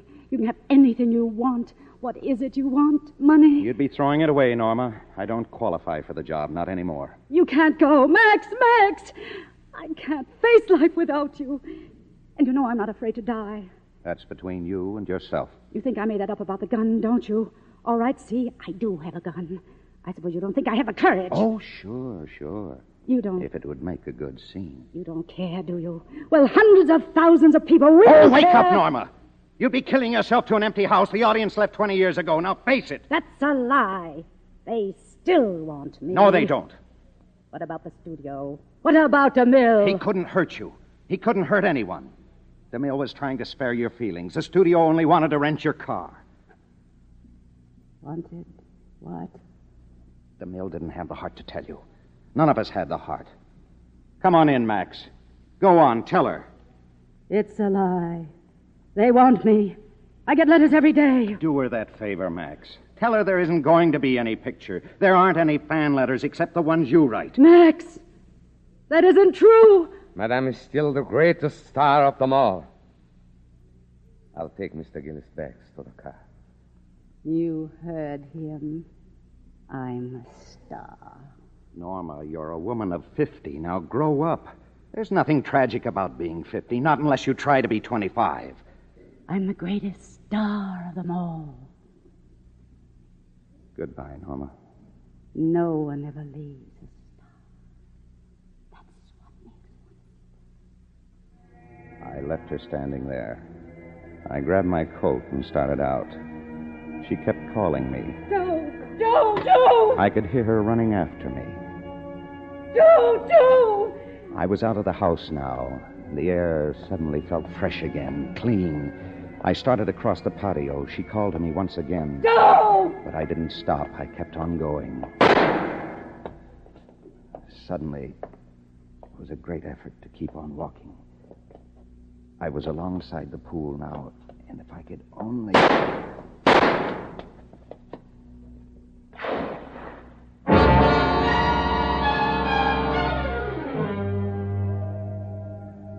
Well, this is just about where you came in. Back at that pool again. The one I always wanted. Only now the place is crawling with people. The police, detectives, reporters, photographers. They took pictures of me in the pool, and they took pictures of me out of the pool. They were very careful with me. Gentle. It's funny how gentle people get with you once you're dead. Well, the newsreel guys are roaring in now. Here's an item everybody can have some fun with. The heartless so-and-sos. What would they do to Norma? Even if she gets away with it in court, crime of passion, temporary insanity, the headlines are going to kill her. Forgotten star, a slayer. Aging actress. Yesterday's glamour queen. They're talking to her now up in the house. The boys from Homicide. They found her upstairs, sitting at her dressing table, arranging her hair. She just won't talk, Captain. State of shock, I guess. Miss Desmond, please. You don't deny having killed that man. Just answer us yes or no. Did you intend to kill him? Who is he? Where did you first meet him? Where does he come from? Newsreel men are here with the cameras, Captain. Tell him to go fly a kite. This is no time for cameras. Miss Desmond, is there anything at all you want to tell us? Cameras. He said cameras. What is it, Max? The cameras have arrived, madam. They have. Tell Mr. DeMille I'll be on the set at once. What is this? It's one way to get her downstairs, isn't it? Okay. Have the car right outside. Everything will be ready, madam. Thank you, Max. You'll pardon me, gentlemen, but I must get ready for my scene. The cameramen were at the foot of the stairs. A dozen reporters firing questions, but Max didn't even bother to look at them. It was the cameras he was interested in. Quiet, everybody. Miss Desmond is coming. Lights. Turn up the lights. Are you ready, Norma? What is the scene? Where am I? This is the staircase of the palace. Oh, yes. Down below, they're waiting for the princess. I'm ready. All right. Cameras. Action. So they were turning after all. Those cameras. Life, which can be strangely merciful, had taken pity on Norma Desmond. She came down the stairs. They were not policemen. They were not photographers or reporters or just the morbidly curious. To Norma, they were her public, her fans. And she was back again, working with DeMille. I can't go on with the scene. I'm too happy. Mr. DeMille, do you mind if I say a few words? Thank you. I just want to tell you all how happy I am to be back in the studio, making a picture again. You don't know how much I've missed all of you. And I promise you I'll never desert you again. Because after Salome, we'll make another picture and another picture. You see, this is my life. It always will be. There's nothing else. Just us and the cameras and those wonderful people out there in the dark. All right, Mr. DeMille. I'm ready for my close-up.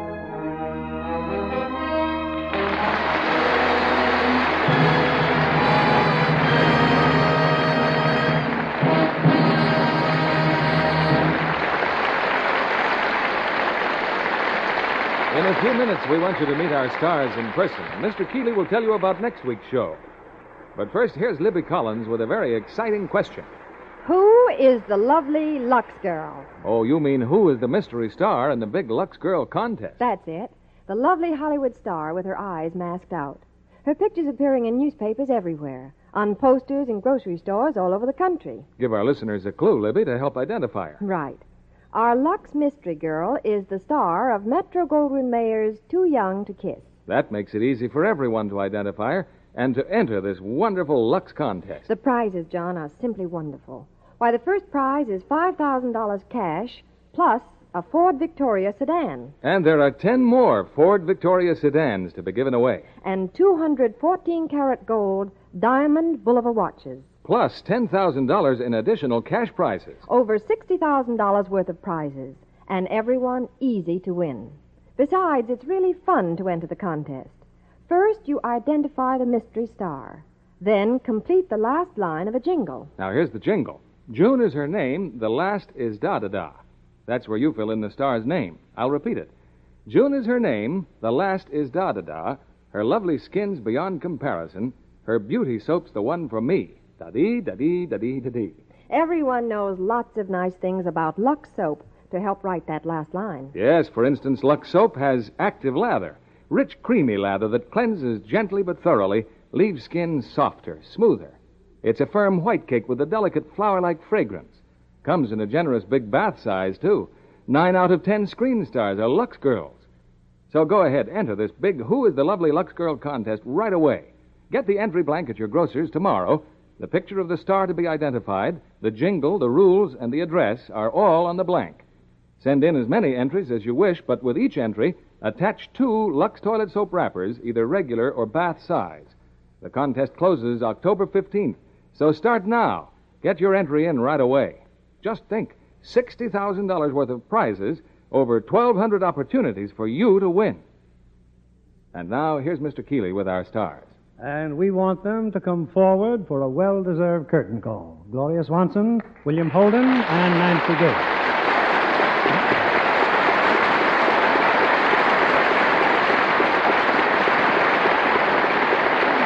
Gloria, I can't tell you what pleasure it gives me to welcome you to the Lux Radio Theater. Thank you very much, Bill Keeley. Gloria, I understand that you're leaving town tomorrow to attend a big fashion show in the East. That's right, Bill. I've designed a lot of clothes for the show, and I'm delighted over my new creation. Well, we're delighted that you could make our Lux Radio show. Gloria, with all your activities, motion pictures, stage, your radio and television shows, dress designing, manufacturing... Now, Bill, that's enough about me. What about Nancy Gates? Me? Well, I just recently signed with the studio, Miss Swanson. And I do think I'm very fortunate to start off as a member of Paramount's Golden Circle. You sure are, Nancy. I was a member of the original Golden Circle Players, and it was one of the best breaks of my career. Well, Bill, I think the Golden Circle is filled with very talented young people. And, of course, all the girls would like to be a glamorous star like you, Miss Swanson. Oh, thank you, Nancy, thank you. And now, what about Bill? What have you been doing recently? Well, I just finished a picture at Paramount with Nancy Olson and Bill Bendix called Submarine Command. A submarine commander? That's something I haven't done. The picture I just finished, 3-4-bedroom C, is all about a staid but attractive scientist and motion picture star. He knows everything about atomic radiation and nothing about the warm human chemical radiation that takes place between the male and the female. But he learns. Yes, indeed. He learns. You're just the one to teach him. You know, that sounds like a real comedy hit. And speaking of hits, Gloria, a Lux soap is a real hit with everyone. Well, now, that's not new, Bill. For a long time, we screen actresses have depended on Lux toilet soap. That's right, Miss Swanson.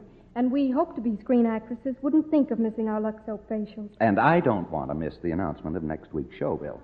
Next week, we'll have a salute to the motion picture industry. We call it Movie Time USA. And we'll present scenes from 7 important new productions with 15 of our top stars.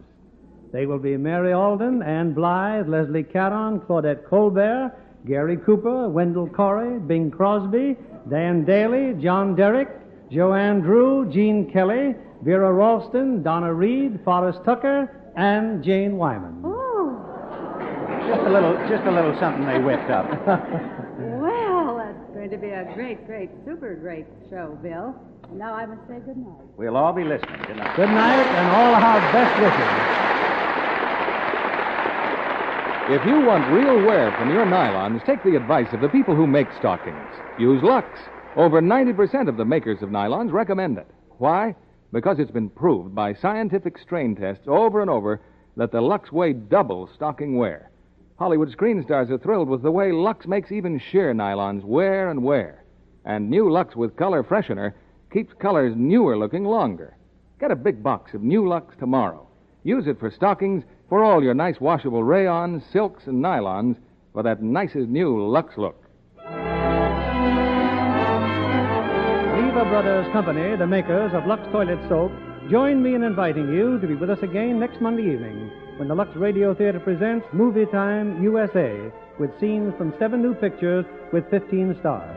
This is William Keeley saying good night to you from Hollywood.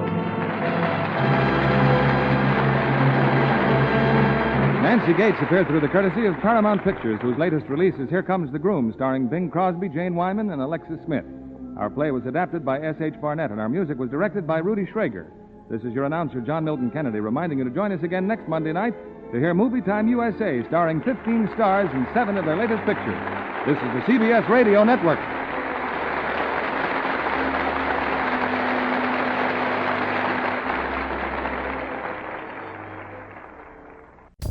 If you enjoy this podcast and are an iTunes user, please do the show a favor and head on over to the official iTunes page for Damn Good Movie Memories. Be sure to leave a rating and a review. This will allow the show to appear higher in the algorithm and spread the joy of this podcast to the masses. If you are not an iTunes user, you can still listen and subscribe on Podbean at damngoodmoviememories.podbean.com. Be sure to like us on Facebook under our Damn Good Movie Memories page. You can also listen to a limited number of episodes on YouTube. I hope you enjoyed this week's episode, and be sure to tune in next week for an all-new episode of Damn Good Movie Memories.